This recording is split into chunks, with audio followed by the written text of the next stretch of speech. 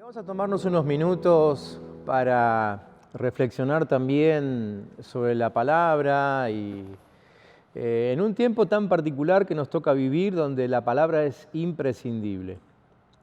Toda esta semana estuve recordando un testimonio que contamos el domingo pasado de una de nuestras familias y donde recalcábamos cómo ellos pudieron atravesar la enfermedad de toda la familia, todos enfermos con COVID, pero fortalecidos de principio a fin con la palabra que ya habían recibido. Cómo ellos pudieron mantenerse en paz y además mantenerse en salud, porque más allá de haber tenido el COVID-19, la verdad que ellos, por lo que nos contaron, no lo pasaron tan mal. Y sabemos, estamos seguros, estamos convencidos de que ha sido Dios mismo guardando sus vidas, pero también el trabajo de ellos mismos haciendo ingresar palabra a su vida. Por eso este tiempo, el tiempo en el que compartimos la palabra de Dios es tan importante, ¿sí? Y estos domingos venimos compartiendo acerca de la iglesia primitiva, la primera iglesia, la que se formó ni bien Jesús ascendió al cielo. La historia de esa iglesia se cuenta en el libro de Hechos, ¿sí? Y venimos viendo cómo Dios en aquel tiempo tan especial, y recordemos que esa iglesia se formó saliendo de un encierro, saliendo de un tiempo de encierro. Bueno, ya lo explicamos eso, y si alguien no vio ese mensaje, están todos en el canal, lo pueden mirar después. Pero venimos viendo cómo Dios se movía en medio de la iglesia en aquel tiempo, lo cual a nosotros nos sirve tremendamente porque nos ayuda a entender el mover de Dios hoy también, ¿sí? Si bien Dios se mueve de maneras distintas, lo hace como Él quiere, pero su palabra y la historia en su palabra nos ayuda a entender sus movimientos. Y hemos visto en el libro de Hechos como el reino de Dios, que es mucho más grande que la iglesia, decíamos el domingo pasado, iba transformándolo todo, ¿sí? Los discípulos de Jesús iban llevando el mensaje del reino, el mensaje del evangelio, y donde ese mensaje iba llegando, también lo iba transformando todo. Pero también estuvimos observando en la historia del libro de Hechos algunas falencias, debilidades, intromisiones del infierno a través del espíritu de religiosidad, por ejemplo, en la vida de la iglesia. Hoy vamos a avanzar sobre el capítulo 11, ¿sí? Y no es que simplemente dijimos vamos a hacer un estudio sobre el libro de Hechos. No, entendimos que teníamos que observar esto para el tiempo específico que estamos viviendo. Yo no sé si este video va a servir verlo el año que viene, por ejemplo. Quizás sí, no sabemos porque la palabra de Dios es eterna y la verdad que hemos escuchado mensajes de hace 10 años atrás y nos han bendecido como si estuviesen siendo predicados en ese momento. Lo que sí sabemos es que esta palabra es para este tiempo, ¿sí? Y como les decía, avanzaremos hoy sobre el capítulo 11 y vamos a encontrarnos en ese capítulo con dos tipos de iglesia. La palabra nos presenta dos tipos de iglesia. En realidad ya lo venía sugiriendo desde el capítulo anterior, ¿sí? Y obviamente al presentarnos estos dos tipos de iglesia, hoy también nos va a poner a nosotros frente a la necesidad de decidir con qué iglesia nos vamos a quedar, ¿sí? No estamos hablando de que te vayas a cambiar de congregación, ¿eh? Estamos hablando de iglesia de Jesucristo y de la iglesia que Jesús quiere que nosotros experimentemos y vivamos. Pero les leo los textos. Hechos capítulo 11, desde el versículo 1 hasta el 4, dice así: los apóstoles y los hermanos que estaban en Judea supieron que también los no judíos habían recibido la palabra de Dios. Así que cuando Pedro subió a Jerusalén, los que practicaban la circuncisión comenzaron a discutir con él. ¿Quiénes eran estos practicantes de la circuncisión? Los judíos, los tradicionales, los que estaban aferrados a la cultura. Un poco explicamos el domingo pasado. Y le dijeron: ¿por qué entraste en la casa de gente no judía y comiste allí? Pedro comenzó entonces a contarles detalladamente lo que había sucedido. Esto ya se los leí la semana pasada, no sigo avanzando, pero quería refrescar este texto acerca de la iglesia de Jerusalén. Ahora vamos al versículo 19. Y en el versículo 19 dice que mientras tanto los que habían sido dispersados por la persecución que se desató por causa de Esteban, llegaron hasta Fenicia, Chipre y Antioquía y hablaban de las buenas noticias solamente a los judíos.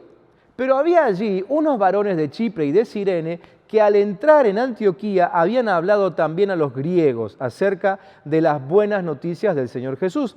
Y con la ayuda del Señor, un gran número de personas creyó y se convirtió al Señor. Como esto llegó a oídos de la iglesia en Jerusalén, enviaron a Bernabé hasta Antioquía y cuando él llegó y constató la bondad de Dios, se alegró mucho y exhortó a todos a permanecer fieles al Señor con todo el fervor de su corazón. Paso al versículo 26 y allí dice que durante todo un año se congregaron con la iglesia y enseñaron a mucha gente. Y fue allí en Antioquía en donde a los discípulos de Jesús se les llamó cristianos por primera vez. Así que este texto nos presenta a dos iglesias, les dije, la de Jerusalén y la de Antioquía. Claramente la de Jerusalén, conformada por gente judía, y la de Antioquía, como les voy a mostrar ahora, conformada por todos, sin distinción, ¿sí? Vamos a ver aquí entonces características de estas dos iglesias. Mientras iba preparando este mensaje, fui tomando nota de algunas características, así que quizás más que predicárselo, se lo voy a leer desde mis apuntes para no olvidarme nada de lo que fui viendo a lo largo de estos capítulos, ¿sí? La iglesia de Jerusalén era una iglesia que tenía su base en los 12 apóstoles. Bueno, los 12 apóstoles, los familiares de los 12 apóstoles, ¿sí? La primera generación de discípulos de Jesús y algún que otro testigo ocular del ministerio de Jesús, ¿sí? Esa fue la gente que conformó, que estableció la primera iglesia, la iglesia que obviamente se armó allí en la ciudad de Jerusalén.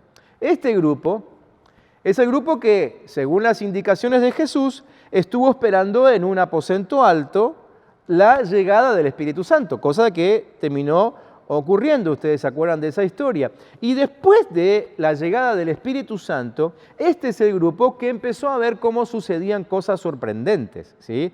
La propagación del Evangelio vino de una manera acelerada. Ustedes se acuerdan que en cuestión de días, en el día de la llegada del Espíritu Santo, ese solo día, ya se convirtieron 3.000 personas. Ahí nomás unos versículos después de eso, ya vemos un grupo de 15.000 personas. O sea, en cuestión de días, ellos vieron crecer y propagarse el Evangelio de una manera increíble. La manifestación del poder de Dios empezó a mostrarse en ellos. Se empezó a manifestar el liderazgo, claro liderazgo de Pedro y de Juan. Y, como les decía recién, miles de personas empezaron a integrarse a esa iglesia de Jerusalén, una iglesia naciente. Obviamente que todo contribuyó para la consolidación de esa iglesia y para que también desde Jerusalén entonces se armara una plataforma de evangelización a Judea, a Samaria y hasta lo último de la tierra. Algunas características de esa iglesia. Como lo vemos aquí, en esta parte de la historia, Jerusalén fue una iglesia pionera, ¿sí? Ellos fueron los primeros portadores del mensaje del reino de Dios y hablaron con denuedo de los sufrimientos y de la muerte de Jesús. Predicaron el evangelio a los judíos. Estos fueron los que enfrentaron a la oposición, porque había mucha oposición contra Jesús, contra su ministerio, contra los discípulos y obviamente contra la iglesia. Esta iglesia fue la que enfrentó esa oposición. Pero se manifestaron muchos milagros también entre ellos, señales, prodigios, ustedes se acuerdan, ¿no? No sé, por ejemplo, el paralítico ese de la puerta del templo de Jerusalén, el que se sanó milagrosamente cuando Pedro le dijo, no tengo mucho, pero de lo que tengo te doy, ¿se acuerdan la historia? O, por ejemplo, cuando Pedro caminaba en la calle y su sola sombra ya sanaba a los enfermos que sacaban a la vereda. O, bueno, más adelante Pablo orando por las prendas de la gente, es decir, muchos milagros pasaron en ese momento desde la iglesia de Jerusalén. El inicio de la iglesia fue sobrenatural y fue único, ¿sí? La verdad que no tengo en mente otra iglesia que haya comenzado como esta, ¿no? Ninguna iglesia en las Escrituras inició y creció tan rápido como la iglesia de Jerusalén. Ellos también experimentaron un incremento en el liderazgo. Obviamente, con la llegada de tanta gente también crecieron las necesidades y las demandas. Y esas circunstancias que ellos empezaron a vivir demandaban nuevos integrantes en la administración de la iglesia. Así es como los apóstoles les dan directivas al pueblo para que elijan 7 varones. Ustedes se van a acordar, allí en el capítulo 6 de Hechos vimos eso, que eligieron entre ellos ¿para qué? Para suplir las necesidades, particularmente de las viudas, ¿sí? Pero esa fue toda su función, servir las mesas, dice ese texto. Solamente se le designó la administración de los alimentos. Empezamos a ver algunas cosas que, bueno, quizás no nos gusten tanto, como por ejemplo que no hay mención de ancianos, o sea, líderes, pastores, ¿no? Profetas, evangelistas, en los primeros años de la iglesia. Por ejemplo, siempre consideramos a Felipe como el evangelista del libro de Hechos, pero en realidad Felipe lo que fue a hacer es a llevar un pedido de alimentos. Él era uno de los encargados y fue comisionado para distribuir alimentos, y distribuyendo alimentos, ¿sí?, entró en el ámbito del Espíritu y de pronto se encontró en medio de un rompimiento evangelístico, ¿sí? Eso para que no desprecien ninguna actividad, sobre todo los hermanos que son voluntarios aquí y que nos ayudan todos los días con la distribución de alimentos. No sea cosa que el Espíritu Santo se les presente en la camioneta y de pronto se encuentren predicando a alguien como Felipe predicándole a un eunuco, ¿no? Bueno, eso pasaba entre ellos. La iglesia de Jerusalén levantó líderes, pero solamente para suplir necesidades. Es aquí donde en mis apuntes yo ya empecé a cambiar el color de la tinta, ¿no? Porque me empiezan a llamar la atención algunas cosas. Los líderes fueron levantados para suplir necesidades, pero no para proveer una estrategia de desarrollo y de maduración de la iglesia. Después de un lento desarrollo del liderazgo, recién empiezan a tener algunos líderes frente a la congregación con otras funciones. Y cuando le digo recién, estoy hablando de quizás más de 10 años. Esta iglesia fue muy fiel en medio de la persecución, eso hay que reconocerlo. Todos, excepto los apóstoles, se dispersaron por distintas regiones alrededor de Jerusalén, Judea, Samaria, etcétera, etcétera. Los centros de operación, esos centros de operación que cada uno de ellos fue armando en el lugar donde la persecución los llevó, fueron armados por accidente. No fue una planificación estratégica. No es que ellos orando dijeron, bueno, a ver, vamos a establecer una obra misionera en tal lugar. No, la verdad es que llegaron ahí porque estaban siendo perseguidos y bueno, ya que estamos, predicamos, ¿no? Entonces, no vemos estrategia en su avance. La expansión del Evangelio de Jerusalén a Judea y a Samaria vino por persecución, no por observación a la gran comisión. Es decir, no es que ellos salían de sus ciudades a predicar el Evangelio porque Jesús se lo dijo. No, salían de sus ciudades porque los iban a liquidar. Persecución, no estrategia. Entonces, ahí empezamos a notar algunas de esas falencias de las cuales yo les hablaba al principio, ¿no? Jerusalén era una iglesia de cultura étnica, muy aferrada a su cultura, solo admitían judíos. Ellos preferían no salir de Jerusalén, a pesar de que tuvieron que salir por la persecución, pero en realidad ellos no querían. Ellos exaltaban su cultura, sus costumbres, sus métodos. ¿Y qué pasó a raíz de esto? Bueno, lo que hablamos el domingo pasado, ¿sí? Empezó a notarse entre ellos arrogancia y racismo. Y bueno, también se los leí hoy al principio. El primer versículo que les leí tiene ese ámbito, ¿no? Un ámbito de arrogancia y de racismo. Era una iglesia centrada en la personalidad o en el ministerio de un solo individuo. Todo giraba en torno a los 12 y específicamente alrededor de Pedro, ¿sí? No hay una formación intencional de los distintos ministerios, mucho menos de ministros para cada una de las áreas de trabajo de la iglesia. Solo uno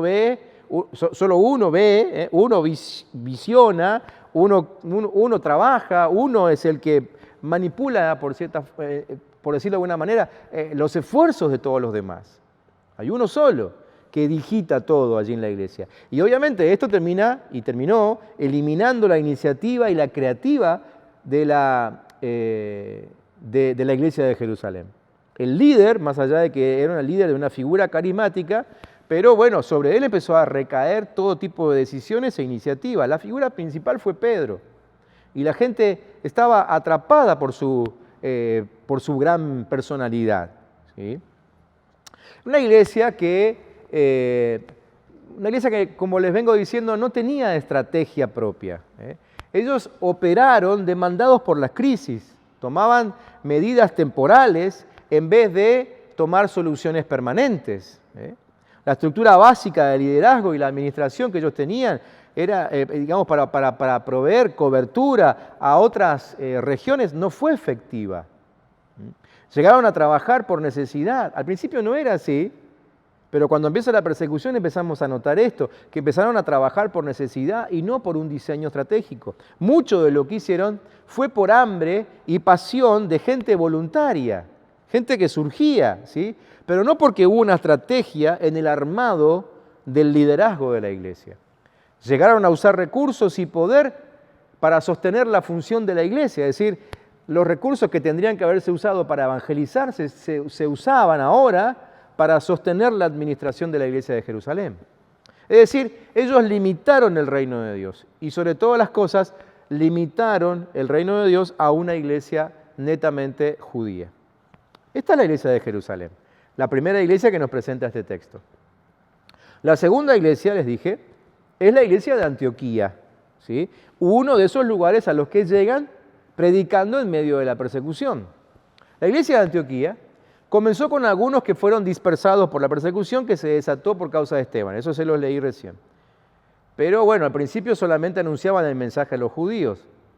Como dice el texto, algunos se empezaron a animar a compartir las buenas nuevas con sus vecinos que no eran judíos, eran de otras nacionalidades, básicamente griegos, ¿sí? Y ahí es cuando el gran favor de Dios cae sobre toda esa gente y empiezan a romperse las barreras de racismo, barreras de tradición, de cultura, ¿sí? Y el Evangelio empieza a llegar a quienes no eran judíos, ¿sí? Con esto tiene que ver la llegada del Evangelio a la casa de Cornelio, de lo cual predicamos el domingo pasado, ¿sí? A Cornelio le llegó el Evangelio, le llegó hasta un ángel, se presentó en su casa, ¿sí? Evidentemente él alguna primera noción de Dios tenía, ¿sí? Pero así le llegó, porque el favor de Dios empezó a tocar a gente que no era judía. Bueno, al mismo tiempo vemos a Pedro que empieza a hacer lo mismo. Empieza a predicar a los que no eran judíos, pero en realidad lo hace porque Dios lo lleva de la oreja. Pedro no quería. Y dijimos el domingo pasado que después de 10 años de que Jesús les había dicho que tenía que predicar a todas las naciones, Pedro todavía seguía predicando solamente a judíos. Imagínense, si Pedro era el líder carismático, la figura central de la iglesia, todos los demás pensaban como él. Pero entonces nos encontramos con esta iglesia de Antioquía. La iglesia de Antioquía era una iglesia constituida por creyentes de rompimiento, ¿sí? Aguerridos, aventureros, valientes. Eran personas guiadas por el Espíritu Santo que estaban decididos a romper todo tipo de limitaciones, empezando por las raciales, las culturales, las tradicionales. Ellos no tenían problema, así que es una iglesia que asume la responsabilidad para que el mover de Dios siempre esté con ellos, ¿sí? Se levantaron en contra de sus propios temores culturales, por ejemplo, y se levantaron en contra de sus limitaciones humanas, ¿sí?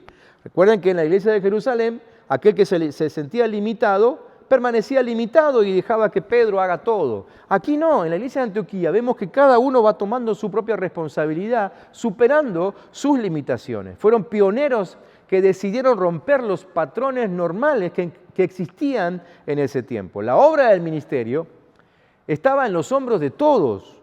En la iglesia de Jerusalén estaba en los hombros de los apóstoles y básicamente de Pedro y de Juan en algún momento. Pero aquí en Antioquía vemos que la obra estaba sobre los hombros de todos.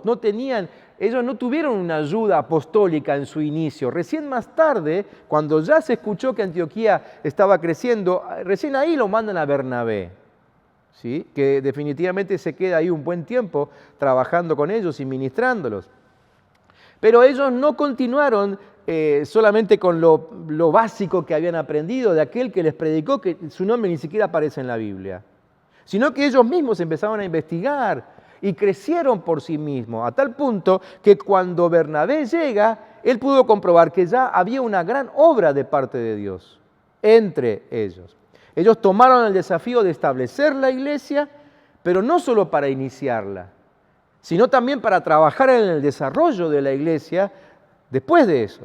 La iglesia de Antioquía es la que crece porque tiene creyentes de fuerza y con mentalidad de rompimiento. Es una iglesia multirracial, multicultural, es una iglesia que acomoda a ambos, a judíos y a no judíos, gentiles le dice la Biblia, ¿no?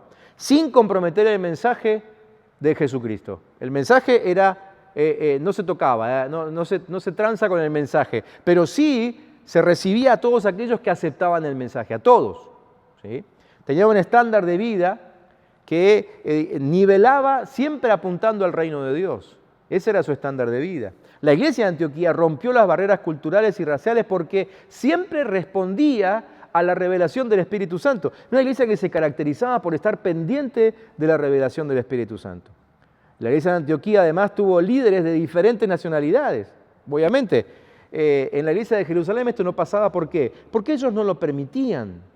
Pero aquí sí, porque la tarea estaba repartida entre todos y empezaban a surgir naturalmente esos líderes que estaban ahí, y los que estaban ahí eran de distintas nacionalidades. No viene al caso ahora mencionarles, pero yo aquí tengo por lo menos 5 ejemplos para darles de distintas nacionalidades que conformaban el liderazgo de la iglesia. Era un buen liderazgo, un buen liderazgo. Bernabé, que era un muy buen líder, fue enviado de Jerusalén a ver qué estaba pasando en Antioquía, y después de comprobar que Dios estaba ahí, se quedó a ministrarles, a enseñarles y a trabajar con ellos, ¿sí? Así que esa iglesia se plantó sobre un liderazgo bueno, fiel y de autoridad. La iglesia de Antioquía tenía un muy fuerte equipo de trabajo cumpliendo la misión, y aún la visión profética que todos habían entendido que tenían en común. Ellos tenían la libertad de expresar cada don y de orquestar una integración armoniosa entre todos para la edificación de la iglesia. Funcionaban sin temor, sin limitación, permitían que el Espíritu Santo se manifestara de una manera personal sobre cada uno de ellos. Los profetas traían la revelación, pero también había maestros que interpretaban la profecía y que enseñaban al pueblo y que luego impartían la acción, ¿sí? y el procedimiento que la iglesia tenía que llevar adelante en función de lo que Dios les estaba diciendo. Obedecían la palabra profética, asumían la responsabilidad de moverse en la dirección del Espíritu Santo. Era una iglesia de visión evangelística mundial. La visión de ellos era de evangelismo mundial. La iglesia de Antioquía tenía una carga por conocer su función. Ellos no se quedaban estáticos dejando que otros prediquen. No, cada uno estaba preocupado por ver cuál era su propia función dentro del reino, dentro del cuerpo de Cristo. Ellos veían la persecución y entendían que si no tenían dirección de Dios, esa persecución los iba a aniquilar, los iba a aplastar. Entonces estaban en constante movimiento buscando revelación de parte de Dios. Todos, no solamente los líderes, todos lo hacían. Antioquía entonces vino a ser el centro que proveía iniciativas apostólicas, misioneras, estratégicas para todas las demás regiones de alrededor. La iglesia de Antioquía gustosamente, cuando llegó el momento, dio sus 2 mejores hombres para la obra misionera, ¿se acuerdan? Ahí estaban Bernabé y Pablo. Bernabé y Pablo. Bernabé en un momento salió de la iglesia y dijo: yo necesito ayuda. Y no fue a buscar a cualquiera, fue a buscar a Pablo. Pablo, que ya llevaba para esta altura como 13 años de convertido, ¿sí? El domingo pasado les dije que no seamos engañados por la rapidez con lo que uno lee el libro de Hechos. Pero a esta altura ya Pablo llevaba como 13, 14 años de convertido, así que Bernabé lo va a buscar a Jerusalén, ¿sí? Donde estaba siendo instruido por los apóstoles, y se lo lleva a Antioquía y trabajan juntos allí. Y cuando la iglesia ve que ya era hora de expandir el evangelio, suelta a sus 2 mejores hombres y los envía a predicar al mundo. Y entonces comienzan los viajes misioneros de Pablo, ¿sí? Desde Antioquía salen 2 de los 3 viajes de Pablo. Era todos los líderes entonces obviamente asumían la responsabilidad. Bernabé y Pablo se fueron, asumían los próximos líderes. Es decir, los de arriba se iban, venían los de abajo y pastoreaban a la iglesia y desarrollaban más líderes ¿sí? Seguían desarrollando líderes todo el tiempo para el crecimiento de la iglesia local. Y por visión profética es que ellos entendieron sobre el trabajo al cual Dios los estaba desafiando, más allá de las cuatro paredes, todo el tiempo. Así que ellos no tenían problema de salir de su ciudad y avanzar. La iglesia estaba activa, siempre activa en ayuno, en oración. La iglesia de Antioquía era confiable y además la iglesia confiaba en sus líderes, ¿sí? Así que era una iglesia de grandes perspectivas para el reino de Dios. Una iglesia que podía moverse en medio de la persecución porque sabía que Dios estaba gobernando sobre todo. Esta era la iglesia de Antioquía. Les acabo de presentar las dos iglesias, Jerusalén y Antioquía. Y después de haberle presentado estas dos iglesias, la verdad es que a nosotros ahora nos toca decidir qué tipo de iglesia vamos a hacer. Si el ministerio de esta congregación, o mejor dicho, entiendo que ahora están viendo la transmisión hermanos que son de otras congregaciones. Entonces quizá la pregunta va a ser esta. La iglesia que vamos a experimentar, no hablo ahora de ministerios específicos, no hablo ahora de la visión que cada uno sigue conforme a lo que Dios mostró en su ciudad. Hablo de la iglesia de Jesucristo. Nosotros tenemos que decidir qué tipo de iglesia vamos a practicar desde nosotros mismos. ¿Qué tipo de iglesia vamos a experimentar? ¿Cuál será nuestro esfuerzo a partir de haber escuchado esto? Por supuesto que cuando la historia bíblica llega al capítulo 11, de hecho, no es que hace un parate y dice, bueno, todo aquel que esté leyendo este capítulo ahora decida por dónde va a seguir. No, la Biblia no lo dice. La Biblia sigue contando la historia de una y de otra iglesia, pero también vamos viendo la realidad de una y de otra iglesia. Y frente a esta realidad que yo les acabo de presentar tan rápidamente, nosotros nos debemos decidir qué tipo de iglesia vamos a experimentar y vamos a manifestar. ¿Qué tipo de iglesia vamos a mostrar al mundo? ¿Qué tipo de iglesia seremos cuando nos presentemos delante de Cristo? Recuerden que como iglesia somos la esposa de Cristo y lo que Él más ama es a la iglesia. Y de quien también más espera es de nosotros. ¿Qué tipo de iglesia le presentaremos a nuestro Señor? Nosotros, por nuestra parte, por lo menos esto es un acuerdo que tenemos con mi esposa y yo creo que también con los líderes de la congregación, nosotros los vamos a impulsar para que sean como la iglesia de Antioquía. Aunque quizá arrancamos como la de Jerusalén. Pero vamos a impulsarlos siempre a que seamos como la iglesia de Antioquía. Y si ustedes me preguntan a mí, pastor, ¿cómo debiéramos ser? Por supuesto que le voy a decir que seamos como la iglesia de Antioquía, pero esto es una decisión personal, porque como les dije, no tiene que ver con lo congregacional.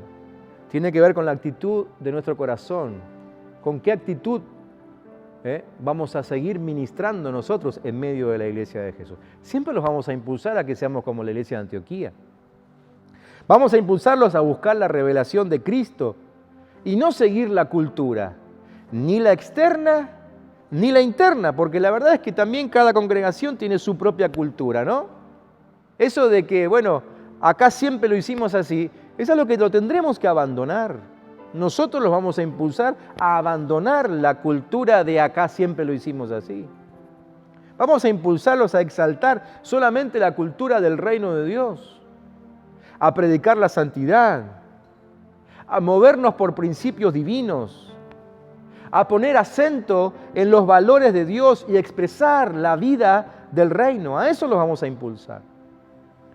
Vamos a impulsarlo a generar líderes amorosos, con conocimiento, con revelación, entendidos en los tiempos. Y así estamos formando a los líderes de la congregación. Quizá la iglesia no lo ve, porque no participa de esos entrenamientos. Pero delante del Señor les digo que es así como preparamos cada una de las escuelas que tenemos en la iglesia.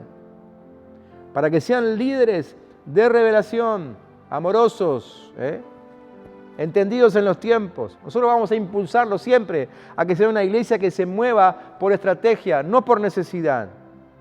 Y ustedes me han escuchado decirlo. Si ayudamos a la gente no es por necesidad, es por estrategia. ¿Sí? Si salimos a las calles no es porque hoy hay una urgencia, sino porque hemos entendido una estrategia de parte de Dios. Vamos a impulsarlo siempre, a hacer una iglesia a punta de lanza, una iglesia que abre puertas. Eso se llama iglesia apostólica. Y que tiene habilidades para penetrar en la sociedad con habilidades sobrenaturales. Así es como vamos a ministrarlo siempre. Por supuesto que ahora que voy terminando esta palabra, quizá ustedes estén pensando ahí, yo se lo voy a definir. Por si lo están dudando, se lo voy a decir. Este es un mensaje para repasar. ¿Sí, Señor? Quizás no viniste preparado hoy con lápiz y papel para tomar nota de las características de una y de otra iglesia. Así que vas a tener que repasar este mensaje para poder tomar una decisión seria.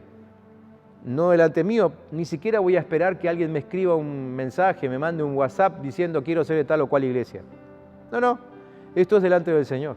Nosotros seguiremos haciendo lo que venimos haciendo hasta ahora y tratando de crecer constantemente para nunca ser un techo para la iglesia.